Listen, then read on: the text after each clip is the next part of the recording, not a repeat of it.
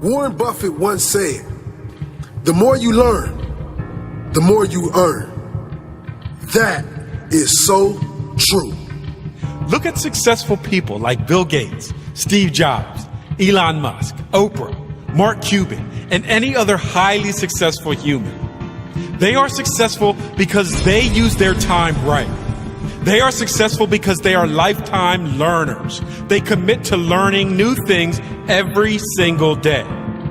Warren Buffett, one of the wealthiest humans on the planet, is famous for reading more than 5 hours every day. Bill Gates reads 1 book per week. Mark Cuban, 3 hours a day. Oprah, well, she's just obsessed with books. Notice a common theme here? Successful people never stop learning. Think about this. You have $86,400 to spend every single day. But when the day is over, the money disappears. You can't get it back. When you try to spend all of the money before they disappear, when you try to use it wisely, use it as best you could. The sad part is, we only have 86,400 seconds a day, and most people take this time for granted. Most people let this time disappear without a second thought. We never get this time back. We must use it wisely. We must be productive. We must use our time to do things we enjoy, or use it to set up our life so we can spend our future doing more things we want to do. Instead of wasting your time on meaningless things, use it to learn new things. The time you spend playing video games or partying with your friends will never come back. Once you use that time, it's gone forever. Use your time wisely. Read books. Study hard and learn as much as you can. Most people give up on their dreams because it gets too hard. A lot of students stop chasing their dreams because of one failed test.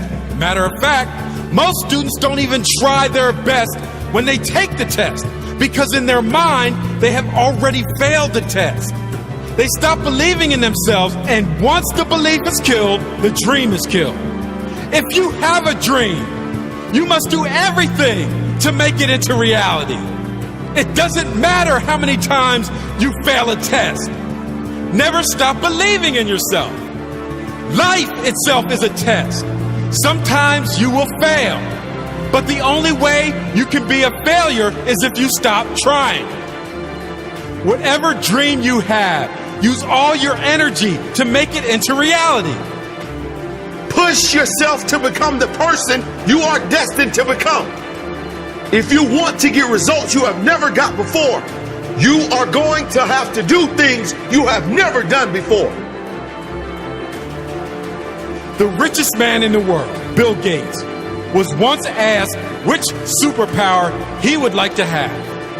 The richest man in the world said that he would want the ability to read books faster. Success is not about the money, the fame, or the big house. It's about becoming the best version of yourself. You will fall down many times on the road to success. But the most important thing is that you get back up. Get back up stronger and wiser than before. Create a mindset that does not allow you to quit or stop believing. If you quit on your dream and give up, you'll never know how great you can be. Never doubt yourself.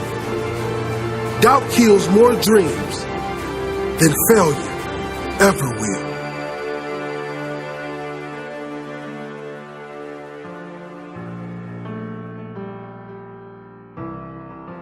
As Daniel Pink said, people fail to achieve mastery not because they aren't talented, but because they aren't disciplined. The wonderful news about the human condition is you can get good at anything that you set your mind to. It's just not going to be easy, and it's not going to be fast.